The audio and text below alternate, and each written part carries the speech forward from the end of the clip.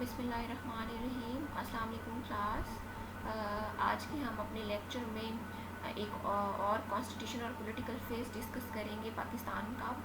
That is from 1971 to 1977. بلکہ ایک اور بھی ہم ڈسکس کریں گے دیٹ از فرام 1977 ٹو 1988. جو 1971 سے 77 تک کا جو کانسٹیٹیوشن اور پولیٹیکل فیز ہے it is also called Zulfiqar Ali Bhutto era. سب سے پہلے ہم ارلی لائف دیکھیں گے ذوالفقار علی بھٹو کی. اس میں he was born on 5 January 1928. He was only son of Sir Shahnawaz Bhutto. He completed his early education from Mumbai. In 1947, he joined the University of Southern California and later the University of California at Berkeley in June 1949. After completed his degree with honors in political science in 1950, he was admissioned to Oxford. یہ جی کچھ early in کا back ground ہے کہ وہ کہاں پیدا ہوئے, کون سے گھرانے میں پیدا ہوئے, اور ان کی اسکولنگ اور ان کی یونیورسٹی کی جو تھوڑا سا ایجوکیشنل بیک گراؤنڈ ہے وہ بتایا گیا ہے ذوالفقار علی بھٹو صاحب کا. Now moving towards his political career, Bhutto was a Pakistani nationalist and socialist. In 1957, Bhutto became the youngest member of Pakistan delegation to the United Nations. In 1958, he became Pakistan's youngest cabinet minister. In 1960, in 1960 he became trusted ally and advisor of Ayub Khan, rising in influence and power despite his youth and relative inexperience. He aided his president in negotiating the Indus Water Treaty in India in 1960. He was Pakistani politician and statesman who served as the 10th Prime Minister of Pakistan from 1973 to 1977 and prior to that as the 4th President of Pakistan from 1971 to 1973. ٹھیک ہے جی. اس سے اب ہمیں پتہ چلتا ہے کہ ذوالفقار علی بھٹو جو صاحب جو تھے وہ پرائم منسٹر بننے سے پہلے پاکستان کے پریزیڈنٹ بھی رہے ہیں, 4th پریزیڈنٹ. 1971 سے 73 تک وہ پریزیڈنٹ آف پاکستان رہے ہیں. اس کے بعد 1973 سے 1977 تک وہ پرائم منسٹر آف پاکستان رہے ہیں. Major policies adopted by the government of Prime Minister Zulfiqar Ali Bhutto. اب ہم دیکھتے ہیں کہ بھٹو صاحب کے ایرا میں جو میجر پالیسیز تھیں وہ کون سی تھیں. First is line foundation of PPP, nationalization of policy, atomic bomb programme and fourth is suppressing revolt in Balochistan. ٹھیک ہے جی, یہ 4 جو میجر پالیسیز تھیں ذوالفقار علی بھٹو صاحب کے ایرا کی وہ ہیں. Now Bhutto founded the Pakistan's People Party which to date remains Pakistan's largest and most popular party. Pakistan Peoples Party کی فاؤنڈیشن بھٹو صاحب نے رکھی تھی جو کہ آج بھی پاکستان کی پولیٹیکل ہسٹری میں ایک پاپولر پارٹی ہے. Pakistan People's Party was founded in opposition to Pakistan's first military ruler Ayub Khan, in whose cabinet Mr. Bhutto held the portfolio of foreign minister. ٹھیک ہے, وہ کہتے ہیں کہ کس کی اپوزیشن میں پاکستان پیپلز پارٹی کی بنیاد رکھی تھی بھٹو صاحب نے, جو فرسٹ ملٹری ڈکٹیٹر تھے ایوب خان ان کے. اور ایوب خان صاحب کے دور میں ذوالفقار علی Bhutto also served as the foreign minister of Pakistan. Bhutto started nationalization program of industries, financial institutions including banks and insurance companies and rice husking unit. ٹھیک ہے جی, بھٹو صاحب نے جو ہے وہ انڈسٹریز کی نیشنلائزیشن کی تھی, فائنینشیل انسٹیٹیوشنز بھی اس میں شامل تھے, اس میں بینکس شامل تھے, کمپنیز کی انشورنس شامل تھی. نیشنلائزیشن کا جو کام ہے وہ بھٹو صاحب کا کریڈٹ ہے. Bhutto was founder of Pakistan atomic bomb programme. Due to his aggressive leadership he is often known as father of nuclear deterrence. اب جی پاکستان میں آپ سب کو پتہ ہے کہ جو اٹامک بم پروگرام ہے وہ کس کے دور میں سٹارٹ ہوا تھا, وہ ذوالفقار علی بھٹو صاحب کے دور میں سٹارٹ ہوا تھا. ٹھیک ہے. although it was later on tested in 1998, Nawaz Sharif صاحب کے دور میں ٹیسٹ ہوا. ٹھیک ہے, آپ نیوکلیر پاور اس وقت بنے, لیکن جو پروگرام ہے اٹامک بم کا وہ اسٹارٹ کب ہوا, وہ ذوالفقار علی بھٹو صاحب کے دور میں اسٹارٹ ہوا تھا. In January 1973 Bhutto ordered the Pakistan armed forces to suppress a rising insurgency in the province of Balochistan.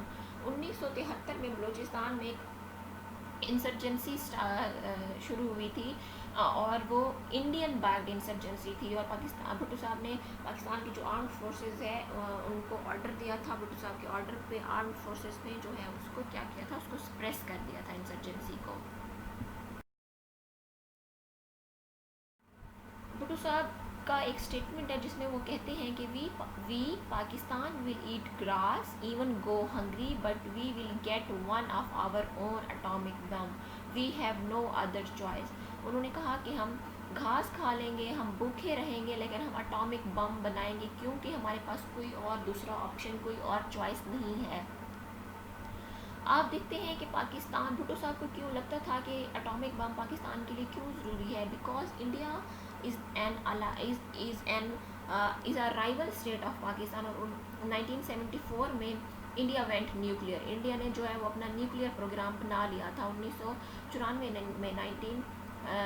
1974 میں انہوں نے ڈکلیئر کر دیا تھا خود کو نیوکلیئر. تو بھٹو صاحب نے اس کو مد نظر رکھتے ہوئے کہا تھا کہ ہم گھاس کھائیں گے, ہم بھوکے رہیں گے, لیکن ہم اٹامک بم رہیں گے. کیوں؟ کیونکہ ہم نے اس نیوکلیئر جو ایک وار تھی انڈیا کے ساتھ, جو ایک نیوکلیئر ڈیٹرنس کو اچیو کرنا تھا. ٹھیک ہے, جو ہماری ان کی کیپیبلٹی تھی نیوکلیئر, اس کو میٹ کرنا تھا, نیوکلیئر ڈیٹرنس کو اچیو کرنا تھا انڈیا کے ساتھ. انہوں نے کہا تھا کہ اس کے علاوہ ہمارے پاس کوئی دوسرا آپشن, کوئی اور چوائس نہیں ہے. اب جو ذوالفقار علی بھٹو کی جو اچیومنٹس ہیں اس میں سب سے پہلے ہے domestic reforms he introduced, second is land flood and agriculture reforms, third is economic policy, banking and export expansion, constitutional reforms, right of passport to every citizens. یہ ذوالفقار علی بھٹو کی اچیومنٹ ہیں. During his period as Prime Minister, a number of land reforms were introduced. جب وہ prime minister تھے تو انہوں نے کافی ساری لینڈ ریفارمز جو ہے وہ انٹروڈیوس کروائی تھی. Bhutto introduce socialist economies policy while working to prevent any further division of the country. Major heavy mechanical, chemical and electrical engineering industries were immediately nationalized by Bhutto. یہ انہوں نے جو انڈسٹریز کی نیشنلائزیشن کی تھی اس کا ذکر کیا گیا ہے. And all the industries came under direct control of the government, اور تمام جو میجر انڈسٹریز تھی وہ direct control of the government کے انڈر آ گئی تھی. بینکنگ ریفارمز انہوں نے انٹروڈیوس کروائی تھی to provide more opportunities to small firms. جو چھوٹے فرمز تھے ان کو زیادہ اپرچونیٹیز پرووائڈ کرنے کے لیے انہوں نے بینکنگ ریفارمز انٹروڈیوس کروائی تھی. Surviving the political instability, Bhutto central government sacked 2 provincial governments within 6 months, arrested the 2 chief ministers, 2 governors and 44 MNAs and MPAs.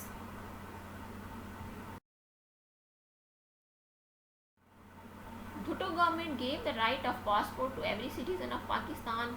Pakistan کے تمام شہریوں کو انہوں نے رائٹ آف پاسپورٹ دیا تھا. And facilitated millions of skilled and non skilled Pakistanis to seek employment in the Middle Eastern countries. ٹھیک ہے جی. The labour policy was among one of the most important cornerstone of Bhutto's government.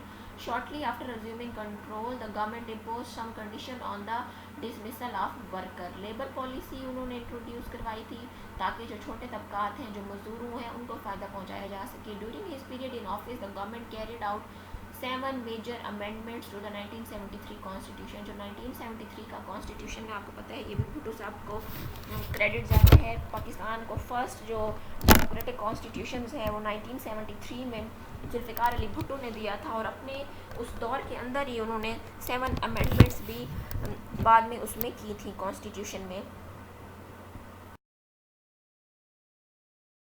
Foreign policy, اب ذوالفقار علی بھٹو صاحب کے دور میں foreign policy of Pakistan کو ہم دیکھتے ہیں کہ وہ کس طرح سے تھی.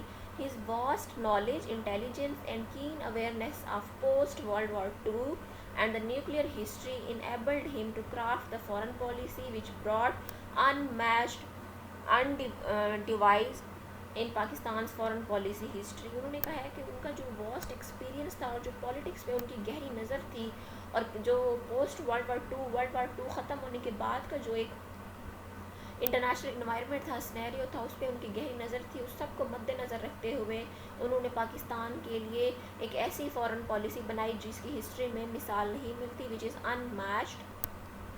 Bhutto sought to diversify Pakistan's relations away from the United States and soon Pakistan left SEATO and CENTO. Setu and سینٹو جو یہ دو ایگریمنٹس تھے، ٹھیک ہے جی، یہ جو ویسٹرن بلاک تھا جس کو یو ایس لیڈ کر رہا تھا، یہ اس کے اتحاد تھے جو انہوں نے بنائے تھے ملکوں کو اپنے ساتھ ملانے کے لیے، ڈفرینٹ ممالک کو. تو بھٹو صاحب نے کیا کیا تھا، انہوں نے پاکستان کے ریلیشنز کو امپروو کرنے کے لیے جو ہے وہ سیٹو اور سینٹو سے نکل گئے تھے. Left Pakistan left SEATO and CENTO in Zulfikar Ali Bhutto era. Bhutto developed close and strengthen the Arab relations and Sino Pak relation. اب بھٹو صاحب نے کیا کیا تھا، انہوں نے جو عرب اسٹیٹس تھیں ان کے ساتھ پاکستان کے ریلیشنز کو امپروو کرنے کی کوشش کی تھی، اور سائنو پاکستان ریلیشنز کو بھی امپروو کرنے کی کوشش کی تھی. سائنو سے مراد رشیا ہے اس ٹائم، جس کو سوویت یونین کہتے تھے. سوویت یونین اور پاکستان کے ریلیشنز کو بھی امپروو کرنے کی کوشش کی تھی. اس لیے انہوں نے اوپر جو سیٹو اور سینٹرو جو اتحاد تھے، جو ویسٹرن لیڈ ایگریمنٹس تھے، ان سے پاکستان کو وڈرا کرایا تھا. Pakistan and Iran had cemented a special relationship as Iran had provided military assistance to Pakistan. Bhutto صاحب کے دور میں پاکستان اور ایران کے بھی بہت اچھے تعلقات تھے، اور ایران نے پاکستان کو اس زمانے میں ملٹری اسسٹنٹ بھی دی تھی. Bhutto had built a strategic relationship with People's Republic of China.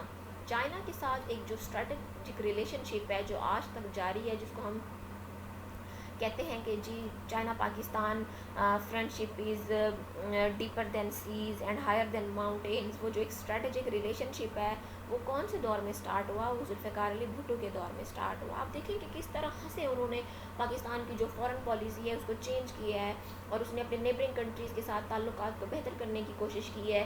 جو ایک ہمارا ٹلٹ تھا ٹورڈز اے ویسٹرن بلاک، اس کو نارملائز کرنے کی کوشش کی ہے، اور جو باقی ممالک ہیں سوویت یونین، رشیا کے ساتھ تعلقات امپروو کرنے کی کوشش کی ہے، چائنا کے ساتھ اسٹریٹجک ریلیشن شپ بلڈ کیے ہیں. یہ سارے کے سارے ذوالفقار علی بھٹو صاحب کے کریڈٹ پہ چیزیں جاتی ہیں. Bhutto hosted the second Organisation of the Islamic Conference. OIC کی جو سیکنڈ آرگنائزیشن ہے 1974 میں اس کو ہوسٹ کیا تھا پاکستان نے، where he delegated and invited leaders from the Muslim world to Lahore, جہاں پہ پوری دنیا کے جو مسلمان رہنما تھے وہ لاہور آئے تھے. Bhutto had been an anti SEATO and preferred a non aligned policy. ذوالفقار علی بھٹو جو ہے وہ جو پوسٹ ورلڈ وار 2 کی جو پالیٹکس تھی، جو بلاک پالیٹکس تھی کہ آپ نے ویسٹرن بلاک جوائن کرنا ہے یا آپ نے رشین بلاک جوائن کرنا ہے، سوویت بلاک جوائن، وہ اس کے اگینسٹ تھے. وہ کہتے تھے کہ ایک نان الائنڈ پالیسی ہونی چاہیے، ہمیں ان دونوں بلاکس میں سے کسی کا پارٹ نہیں بننا چاہیے، ہمیں کولڈ وار کا پارٹ نہیں بننا چاہیے کیونکہ یہ ہماری جنگ نہیں ہے. Bhutto improved Pakistan ties with the Arab world and sided with the Arab world during the Arab-Israel conflict. In spite of troubled relations with Israel, Bhutto had made it clear to Israel that his policy against Israel is not based on anti-Semitism.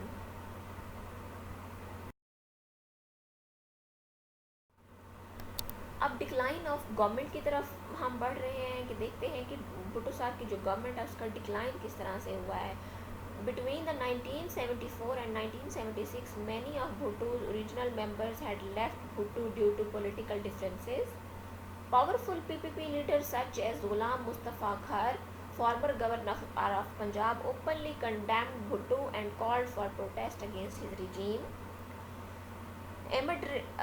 Amid protest and civil distress felt in Lahore, and People's Party lost the administrative control over the city.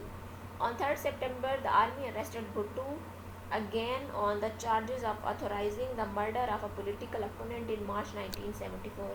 اب یہ جو ہے وہ ان کی government کا decline شروع ہو گیا ہے. دیکھتے ہیں کہ ہم کس طرح سے پہلے پولیٹیکل ڈفرینسز سے بات شروع ہو جاتی ہے، پھر پروٹیسٹ اسٹارٹ ہو جاتے ہیں، لاہور سے ان کی ایڈمنسٹریشن ختم ہو جاتی ہے، اینڈ الٹیمیٹلی 1974 میں ان کو اریسٹ کر دیا جاتا ہے، اور ان پہ ایلیگیشن ہوتی ہے کہ انہوں نے اپنے کسی پولیٹیکل اپوننٹ کے مرڈر کا آرڈر دیا ہے. sentence and appeal. Bhutto was declared not guilty of murder but was sentenced to death. उन पे वो कहते हैं कि जो एलिगेशन है वो प्रूफ नहीं हुआ था, he was not guilty of murder, लेकिन उनको फांसी पे चढ़ा दिया गया था on 18 March 1978. On 12 March 1978, Bhutto's former legal minister A.H. Pirzada petitioned the Supreme Court for the release of Bhutto's science advisor Mubashir Hassan and to review Bhutto's death sentence based on the split decision. The Supreme Court denied Hassan's release because he was held by military police, but the court agreed to hear the arguments. On 4 April 1979, the day Bhutto was executed, Zulfikar Ali Bhutto साहब को execute कर दिया था 4 अप्रैल 1979 को. 18 मार्च 1978 को उनको फांसी की सज़ा हुई थी और 4 अप्रैल 1979 को ही वाज एग्जीक्यूटेड, उनको फांसी पे लटका दिया गया था.